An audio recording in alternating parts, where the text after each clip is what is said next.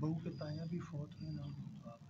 کس کا؟ میری بہو کی تایا بھی فوت سبحان.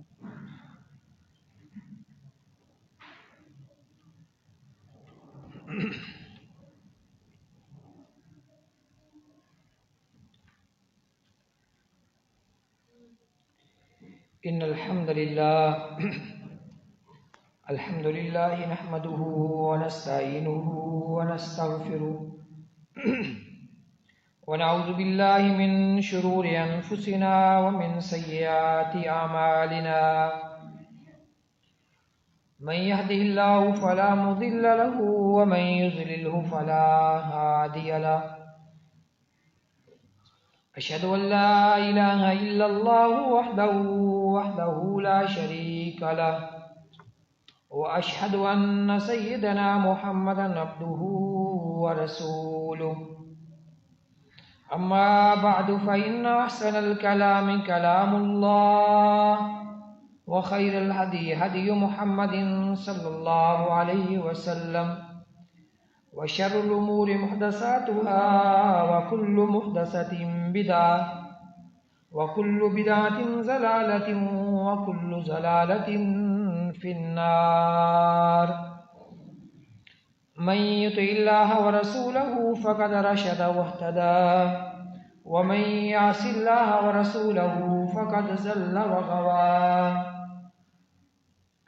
أما بعد فأعوذ بالله السميع العليم من الشيطان الرجيم بسم الله الرحمن الرحيم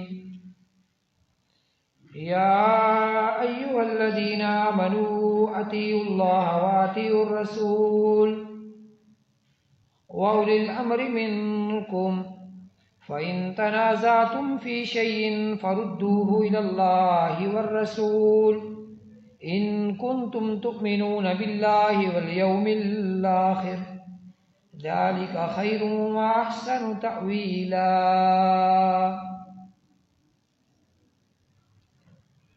پاکیزہ حمد و ثنا اللہ خالق و مالک کے لیے، میرا اور آپ کا اور کل کائنات کا وہ اکیلا ہی حاجت روا، مشکل کشا، غوث اعظم، دستگیر، غریب نواز، داتا اور لجپال ہے.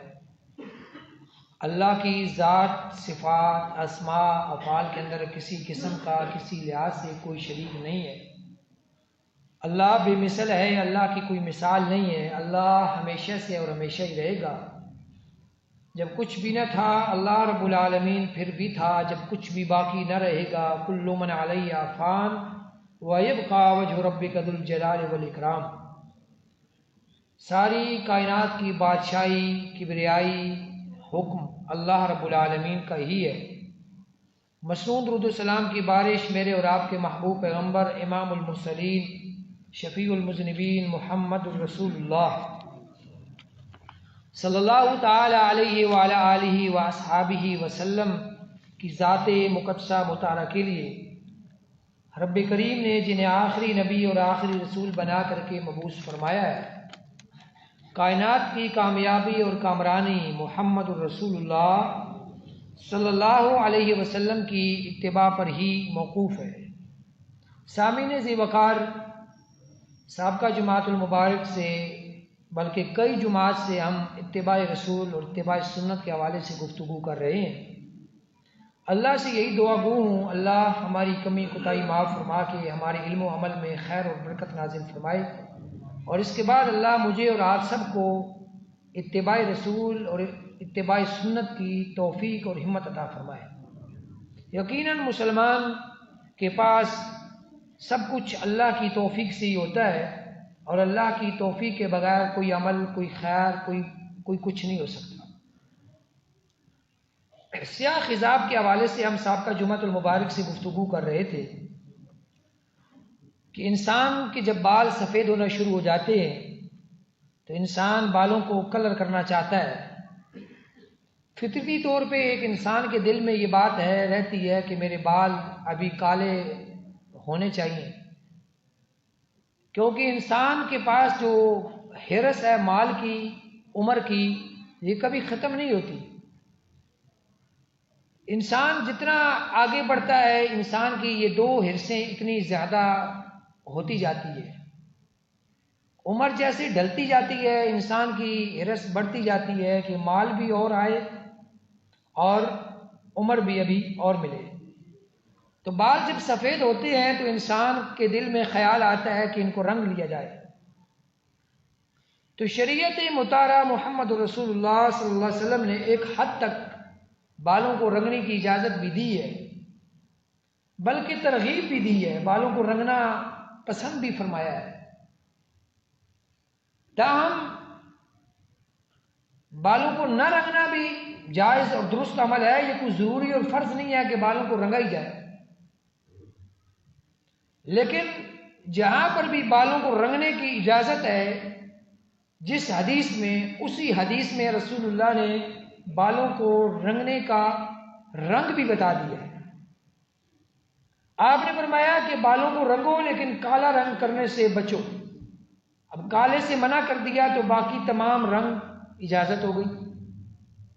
اب اللہ کے نبی اگر صرف یہ فرما دیتے کہ بالوں کو رنگو پھر تو کوئی مسئلہ نہیں تھا، کوئی رنگ بھی کیا جا سکتا تھا، لیکن اللہ کے نبی نے کالا رنگ سے منع کیا، تو اس سے معلوم ہوا کہ کالے رنگ کے علاوہ سارے رنگ جائز ہیں۔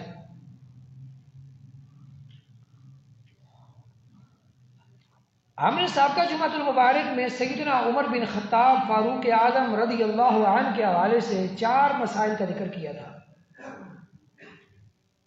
جو پوری دنیا کے مسلمان، تمام اصحاب نبی اور تمام اہل علم، تمام مسلمان ان کو مانتے ہیں، لیکن سیدنا عمر بن خطاب جیسے عظیم المرتبت انسان، عالم اور فاضل انسان، کامل اور اکمل انسان، جنہیں اللہ نے دنیا میں یہ رسول اللہ کی زبان سے خبر دی تھی کہ اے عمر، اللہ نے تیری زبان پہ حق کو جاری کر دیا۔ وہ عمر جب اپنی رائے ان کی ہوتی تھی تو اللہ آسمان سے قرآن نازل کر دیتے تھے، لیکن 4 مسائل کا ہم نے تفصیلاً صحیح بخاری مسلم کے حوالے سے ذکر کیا تھا کہ سیدنا عمر کے علم میں وہ چیزیں نہیں تھیں، باقی صحابہ نے بیان کی ہیں، قبول ہے، کیونکہ علم کامل اگر دنیا میں کسی شخص کے پاس ہے آسمانی وحی کا، تو وہ اللہ کا نبی اور اللہ کا رسول ہی ہو سکتا ہے، ان کے علاوہ کوئی نہیں۔ باقی چونکہ اصحاب نبی رضوان اللہ علیہم مجمعین ساری ہمارے لیے واجب الاحترام ہے، قابل عزت، قابل احترام ہے، لیکن یہ بات اصول یاد رکھیے کہ بڑے سے بڑا بھی کیوں نہ ہو، کوئی نہ کوئی بات اس سے مخفی رہ سکتی ہے۔ ہزاروں باتیں مجھ سے مخفی، میری کوئی توہین نہیں ہے اس میں، میں طالب علم ہوں،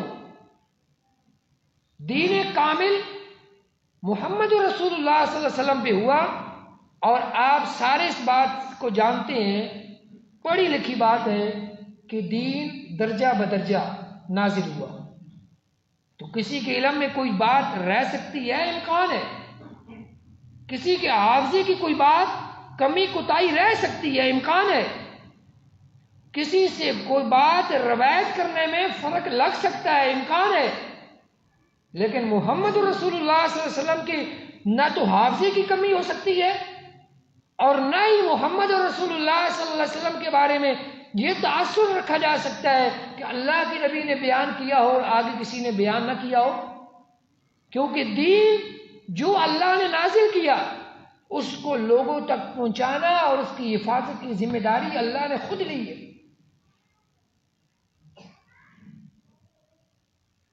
اس لیے محمد رسول اللہ صلی اللہ علیہ وسلم کی جب کوئی حدیث، چاہے وہ قولی ہو یا فعلی ہو یا تقریری ہو، جب کسی مسلمان کے علم میں آ جائے تو اس کے لیے حلال نہیں ہے وہ دنیا میں کسی بڑے سے بڑے شخص کا بہانہ سہارا لے کر کے اللہ کے نبی کی حدیث کو چھوڑ دے،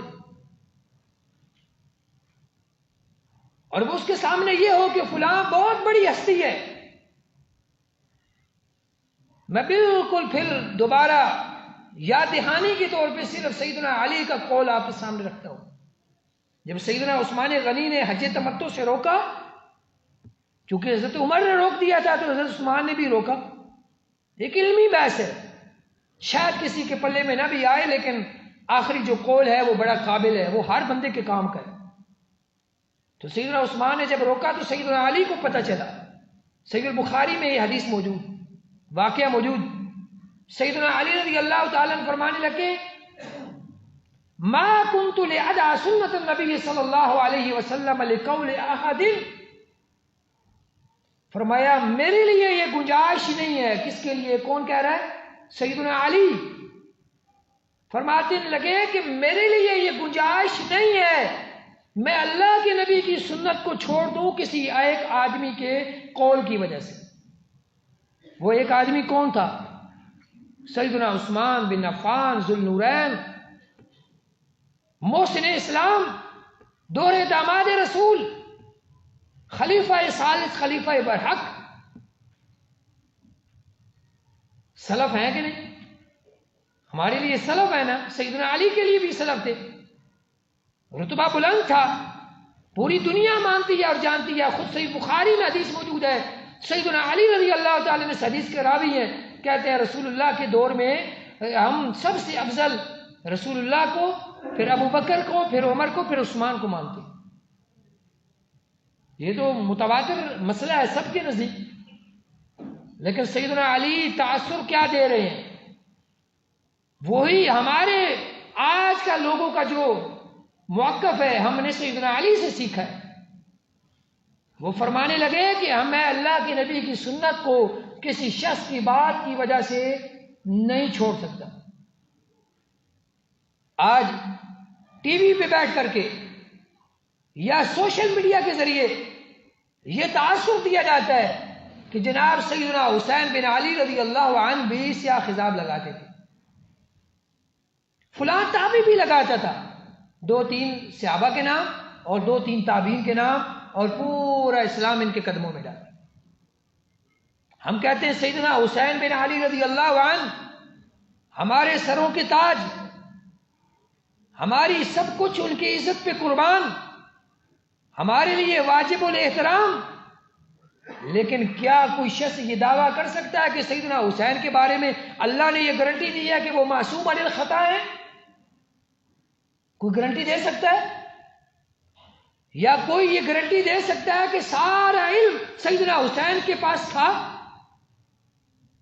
کوئی بڑے سے بڑا کیوں نہ ہو، کوئی بڑے سے بڑا کیوں نہ ہو، یہ ممکن ہے کہ کوئی بڑی سے بڑی بات یا کوئی چھوٹی سے چھوٹی بات اس سے مخفی رہ سکتی ہے، ممکن ہے، کیونکہ کسی شخص کی گارنٹی اللہ نے نہیں دی کہ ساری دنیا کا علم اس کے اندر رہ جائے، یہ سارا سیکھ کے جائے گا۔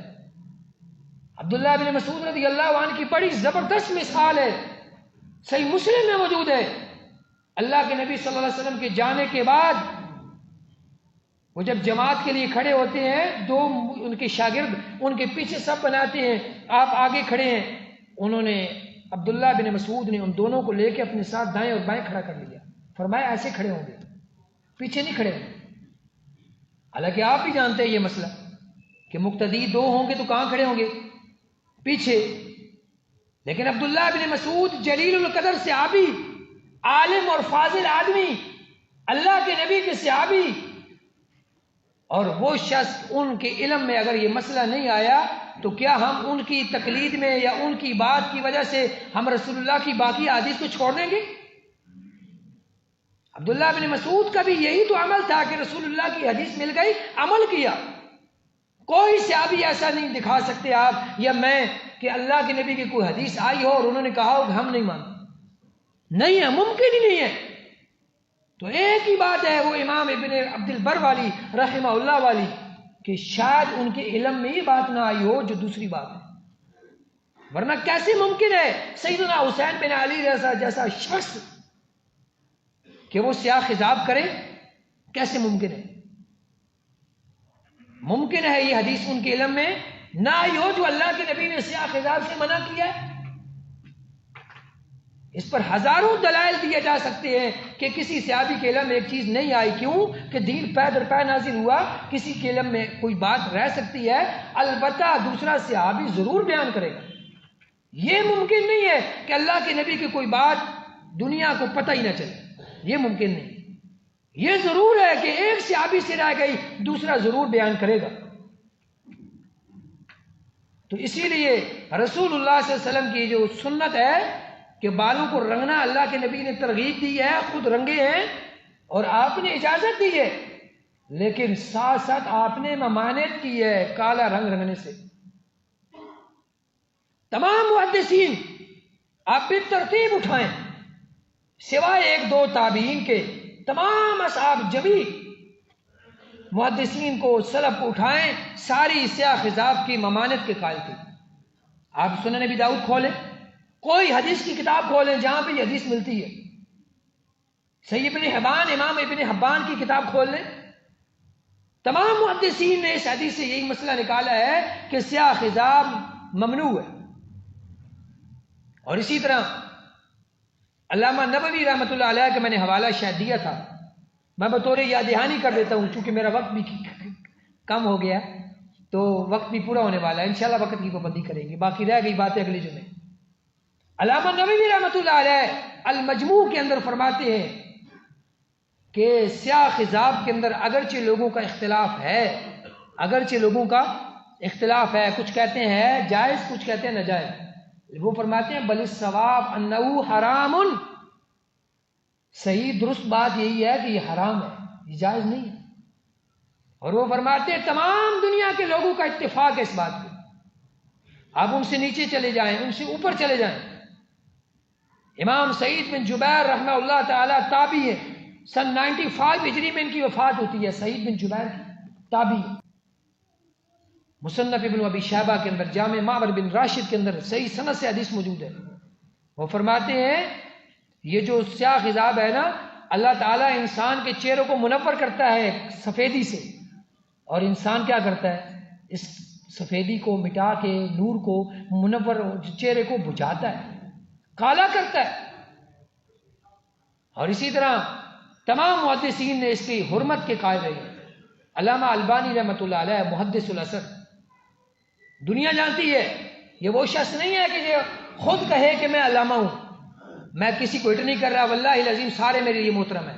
کوئی یہ نہ سمجھ لے کہ میں کسی کو ہٹ کر رہا ہوں، میرے لیے سارے علماء قابل عزت ہیں. میں خود علماء کی جوتوں کی خاک کے برابر ہوں. لیکن یہ علامہ ناصر الدین البانی رحمۃ اللہ علیہ کو دنیا علامہ محدث محقق مانتی ہے.